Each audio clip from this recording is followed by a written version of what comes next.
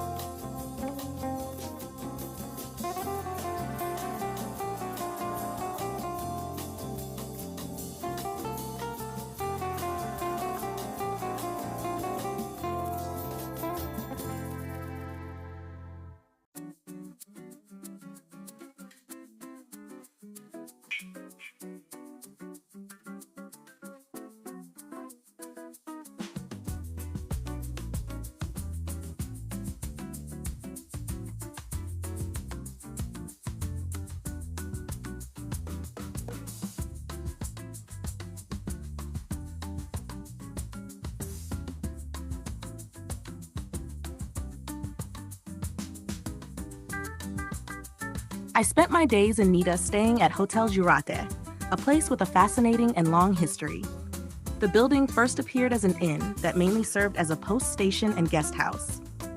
Around 1807, it was already known as Queen Louisa, as it is said that Queen Louise of Prussia herself stopped there while fleeing the advance of French troops.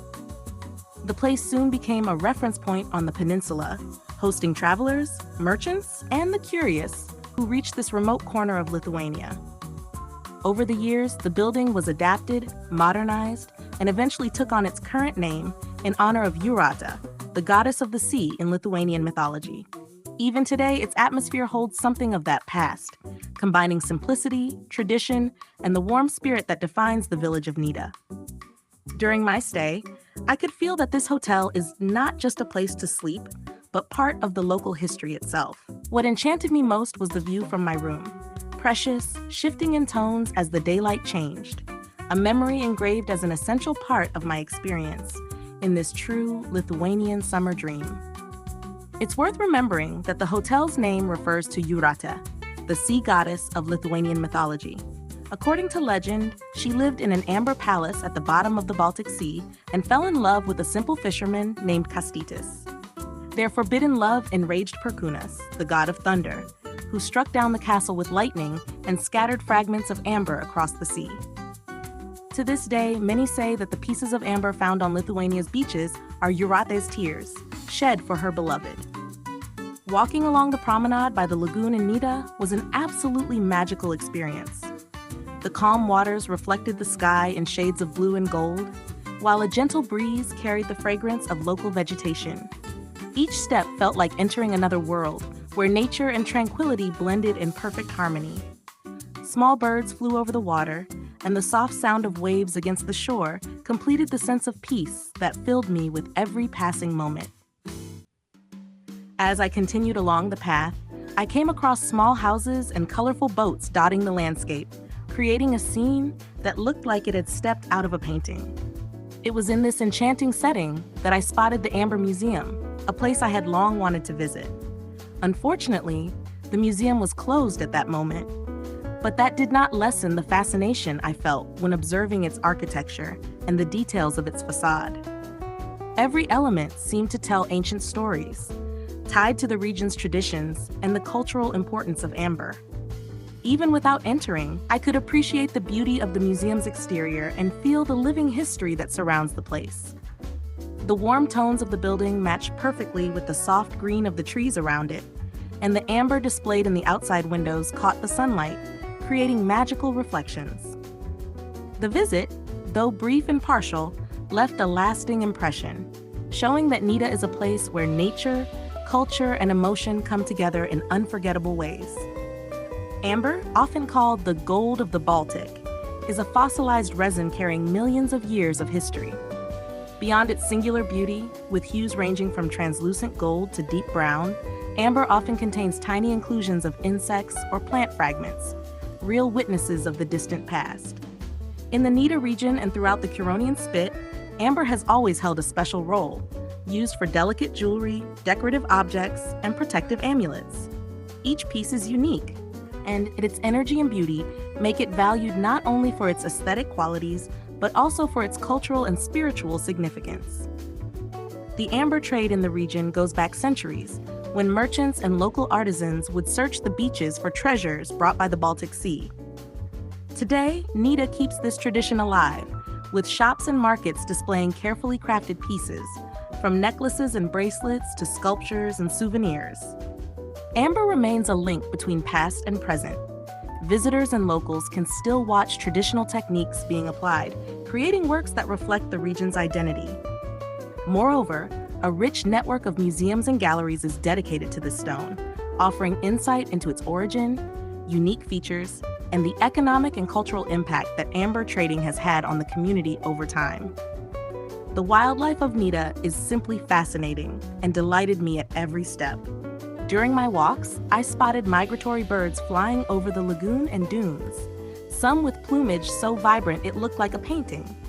Ducks and swans glided elegantly across the water, while small fish sparkled beneath the transparent surface, creating magical reflections in the sunlight. In the surrounding areas, rabbits and small foxes inhabit the region. Although I didn't get to see them, they are part of the delicate local ecosystem, completing the portrait of a living, thriving nature. The diversity of species here shows how Nida is a true sanctuary for wildlife. And this closeness to animals, so different from urban life, makes the experience even more memorable. The flora of the region is equally stunning, bringing a unique sense of harmony. During spring and summer, the dunes and shores of the lagoon are covered with wildflowers in shades of purple, yellow, and white, forming colorful carpets that stretch as far as the eye can see.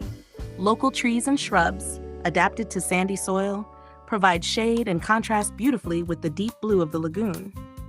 The soft scent of flowers and damp vegetation mixed with the breeze created an almost magical feeling of connection with nature. Every detail, from the gently swaying leaves to the tiny insects buzzing between the blossoms, seemed carefully orchestrated, making Nida not just a tourist destination, but a true natural sanctuary that remains etched in the memory of anyone who visits.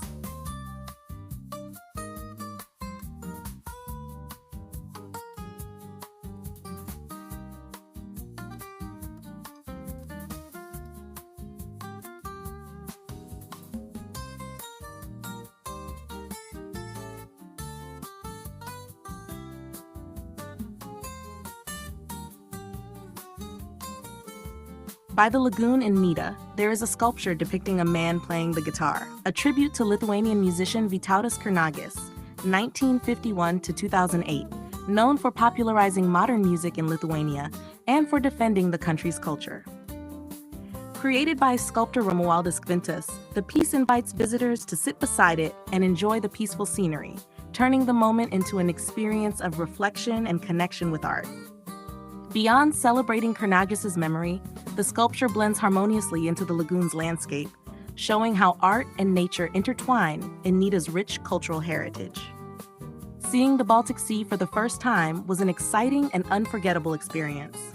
Its calm waters, in shades of blue and green, welcomed me with an energy that reminded me of Brazil's northeastern coast, bringing that light and vibrant summer feeling even in such distant lands. The Baltic Sea is unique. Although it is relatively shallow and less salty than other seas, it is surrounded by preserved nature and historic cities, making it a central point of the region's culture and economy. Feeling the salty breeze, listening to the sound of the waves, and contemplating the vast horizon made me realize how Lithuania brings together charm, history, and nature in one place. The sea's energy, combined with the beauty of the dunes and surrounding vegetation, made this moment even more special and made me fall even more in love with the opportunity to discover this fascinating country. Nida is truly a breathtaking place, where every corner reveals stunning landscapes, from the lagoon to the dunes, through its vegetation and charming architecture. It's impossible not to be enchanted by so much beauty gathered in one place. One of the simplest yet most unforgettable experiences you can have in Nida is walking through the forest, practicing what is called forest bathing, a wellness trend worldwide. The woods surrounding the region are mostly made up of vast pine forests planted in the 19th century, which helped to stop the advance of shifting dunes and gave the area a special charm. Walking among these tall trees, breathing the resin-scented fresh air, and hearing only the sound of birds and the wind is a deeply relaxing, almost meditative experience. The energy of this environment is unique. The play of light and shadow through the treetops, the striking aroma of wood, and the embracing silence create an atmosphere that renews body and mind. Being there, in direct contact with nature, makes you realize the greatness of the place and keeps forever in your heart that sense of peace and connection that Nida so generously offers. It feels as if the forest has the power to clear your thoughts and open space for new inspirations. Without a doubt, one of the most memorable moments of my journey through Lithuania. In Nida, I also had the chance to visit a local restaurant to try a typical regional fish dish, prepared in a simply delicious way. The space was charming, with a cozy atmosphere that reflected all the charm of the town. When I arrived, the restaurant was nearly empty, but within minutes it filled with smiling families, sharing lively conversations and flavorful dishes, creating a warm and vibrant environment. The service was attentive, and the food truly deserved praise. Fresh, well-seasoned, and carefully served. The wait was a bit longer, but precisely because each dish is made to order, which makes all the difference in both taste and experience. It was a meal that combined flavor, hospitality, and authenticity, leaving me with a wonderful memory of my time in Nida. The cuisine of Nida deliciously reflects both its closeness to the Baltic Sea and Lithuanian tradition, bringing dishes that are simple, fresh, and full of flavor. Fish is undoubtedly the star. Herring, smoked eel, and river perch appear in different recipes, often prepared in a traditional way and usually accompanied by potatoes, fresh salads, and rye bread. In summer, the food becomes even more special with cold soups like the traditional shalti barshchai, made with beetroot and served chilled, perfect for hot days. Local berries, such as blueberries and raspberries, are also present in desserts and drinks, adding vibrant colors to the table. Eating in Nida is not just about satisfying hunger, but about immersing yourself in the local culture, sensing how each dish carries a piece of the identity of this land, surrounded by nature and tradition. For those who thought I wouldn't get into the Baltic Sea because of the cold, you were wrong. I did it, and to my surprise, the water was refreshing and invigorating. The sun was shining brightly that day, making everything even more pleasant. And I was truly able to enjoy and feel the energy of this beautiful, special sea. It was a moment of pure connection, as if nature itself welcomed me and invited me to live each second intensely. Nida, with its natural beauty, culture, cuisine, and unique atmosphere, revealed itself as an unforgettable destination, capable of enchanting and surprising at every turn. This trip will forever remain in my heart as a transformative experience that made me love Lithuania and everything it has to offer even more. If you enjoyed this video, don't forget to give it a like, share it with friends, and subscribe to the channel. Remember that the videos are available in Portuguese, Spanish, Italian, English, and Russian so that more people can follow along on this journey. Thank you so much for staying until the end, and in the next episode, I'll show you the incredible dune park and also a sculpture park. Don't miss it. Bye-bye.